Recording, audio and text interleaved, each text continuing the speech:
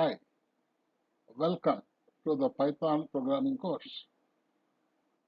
The course is organized into three modules. The first module is named Introduction to Python 3 Programming. You are attending the first module. The course is conducted by Subburaj Academy. It's mainly for the benefit of students. The course covers the analysis syllabus in total. Before we proceed, make sure that you are following my courses. You have tried all the programs I have been explaining, and you carried out all the assignments. Okay. If not, go back. You can learn slowly but steadily, but learn thoroughly so that you become a great Python programmer with a bright future. You must complete assignment 1.4 before we proceed. If you have not done that, please don't proceed. We are lesson 13. Okay, 13 may be a bad number for Americans, not for us.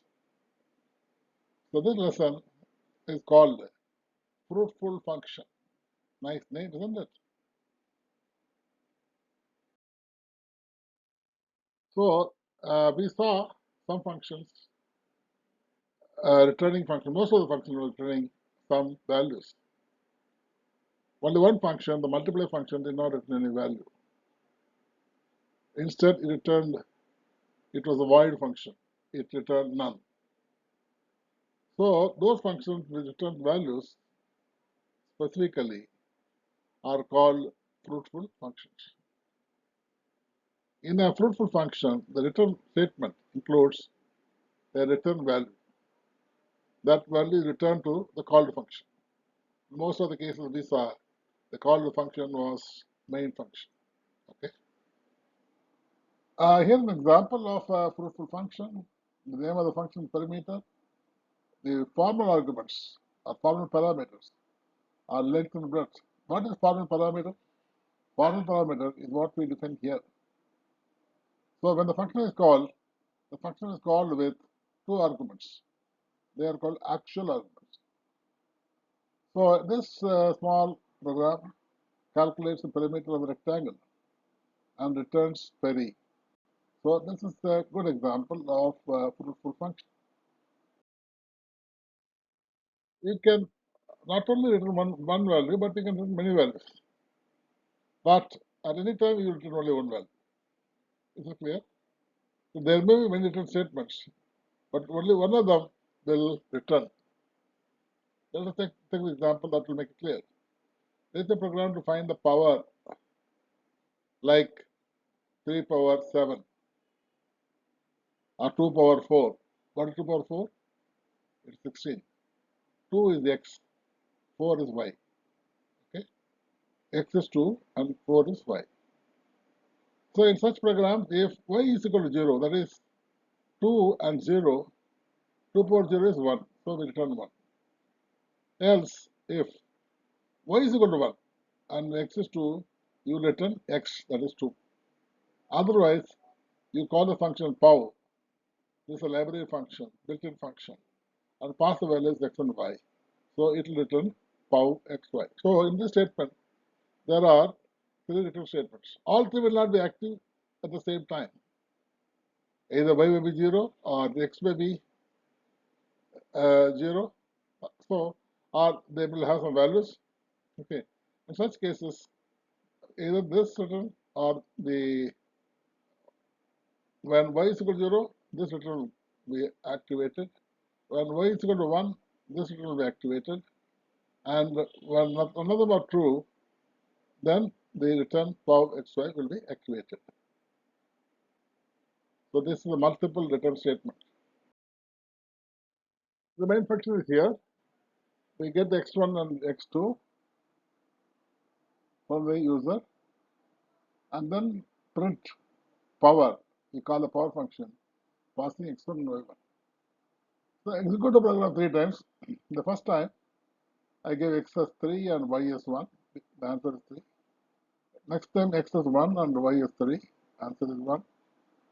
The third time I gave 3 and 4. I got the answer 81. So it will return the power of a number, given number, okay, to raise to another number. So it's useful for in any situation. So this program is an example of returning more than one value from a function.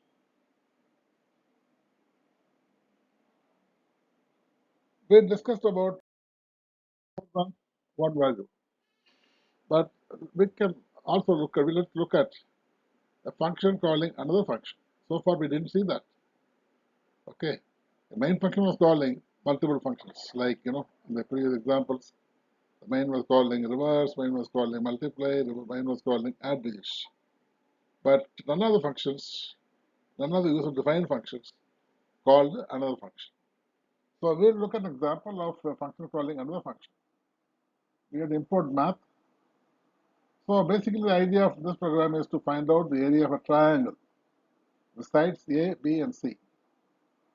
So this function calls another function half perim. Okay, half perim is the name of another function. Area is the name of one function. And it also receives the same arguments. Then area 1 is math dot square root. That's what you should write. It's a mathematical function. The s into s minus c, s minus b, s minus c. Square root of that. What is s? Is a half perimeter. That is a plus b plus c by a plus b plus c by 2. So it returns the area. Look at the main function. We are getting x, y, z. We will call it z.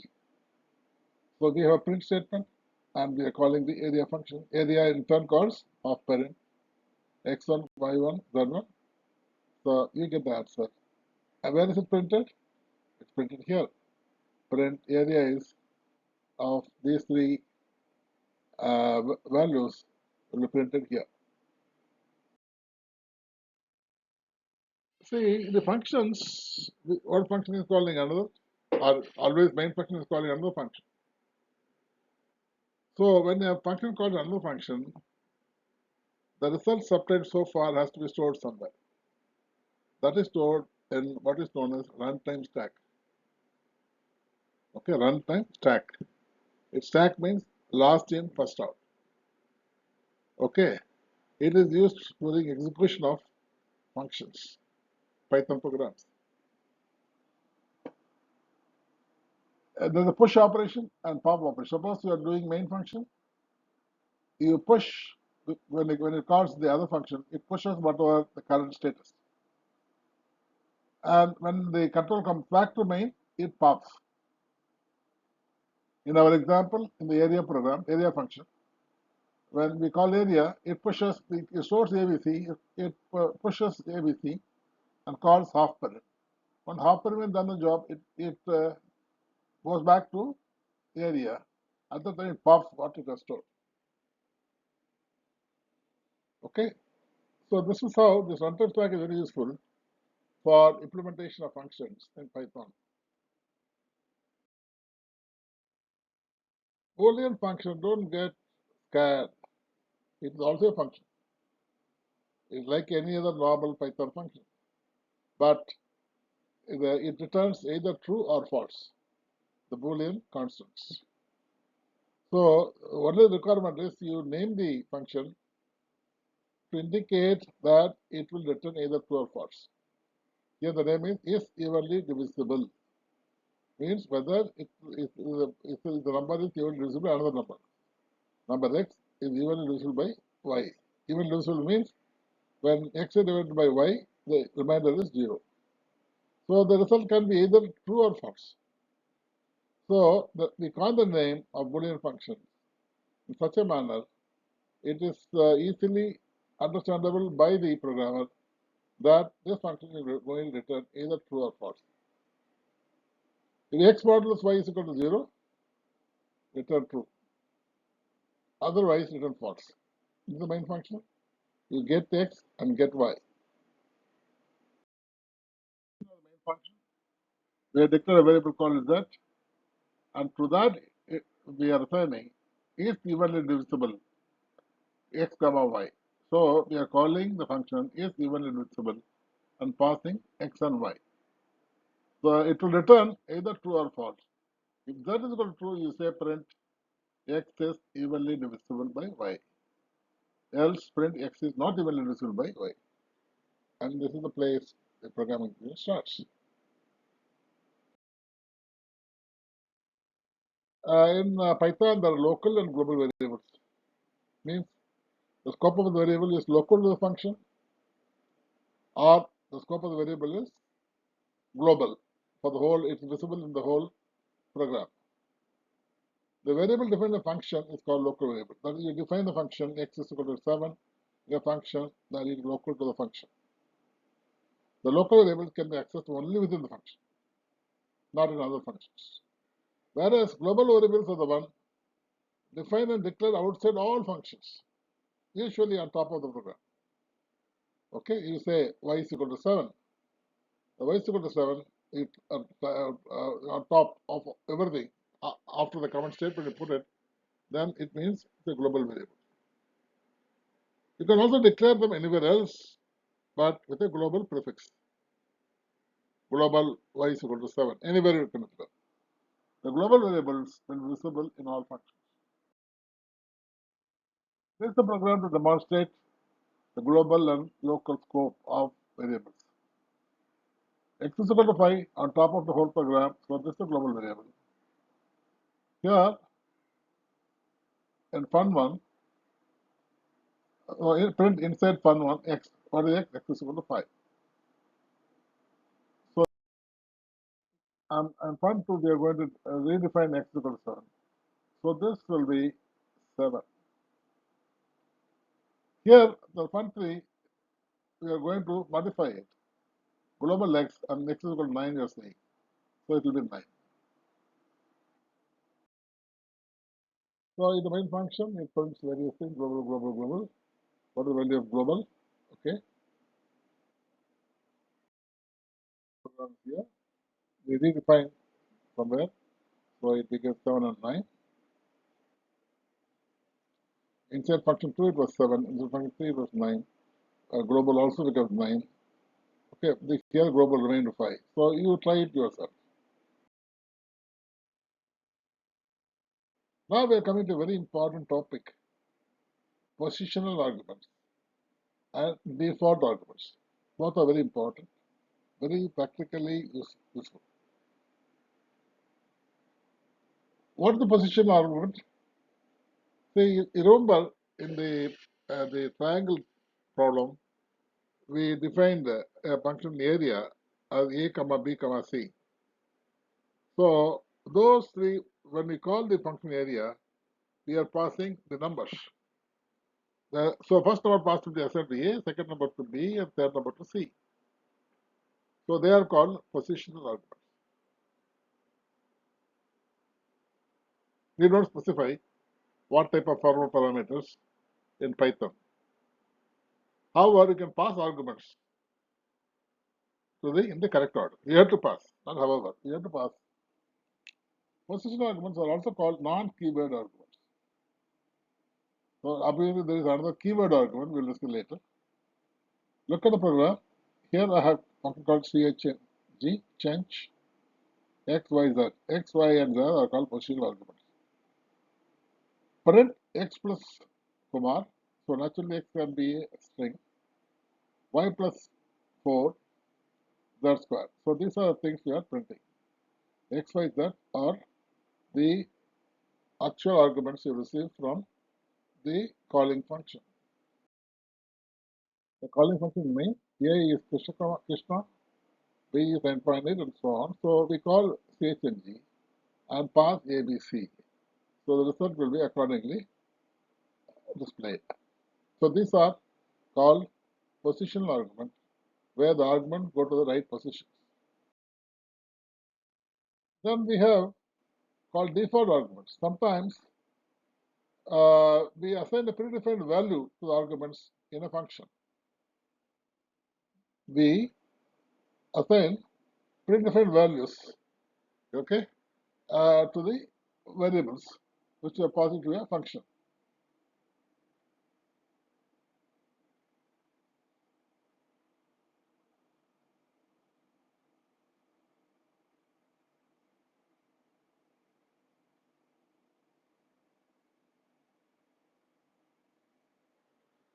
So something we assign, say for example, y is equal to 10, z is equal to 20.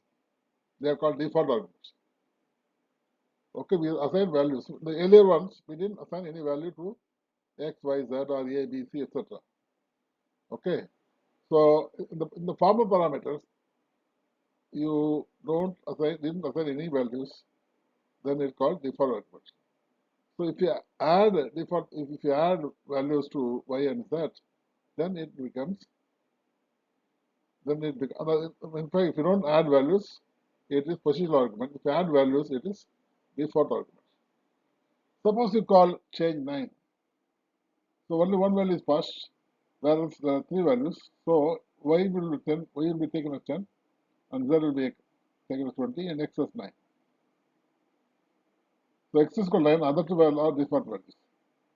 Therefore, sum is 39. You look at the program. The second column will be change 23. We are giving two values. Only the third value will be taken from the default argument. Therefore, z will be assumed to be 20 and sum will be 108.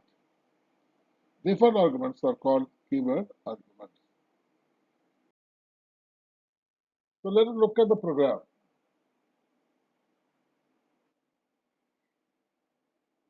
So in the program,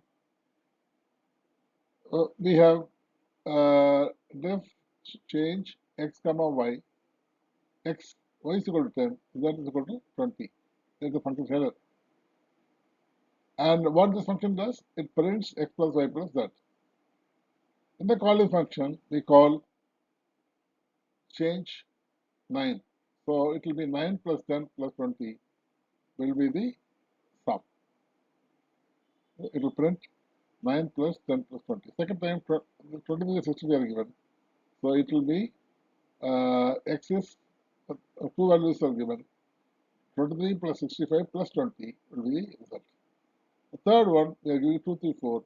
So the answer will be 2 plus 3 plus 4. So none of the default arguments will be taken. If sufficient number of arguments are given, there's no need for default arguments. If not, you have to take into account the default arguments. Is it clear?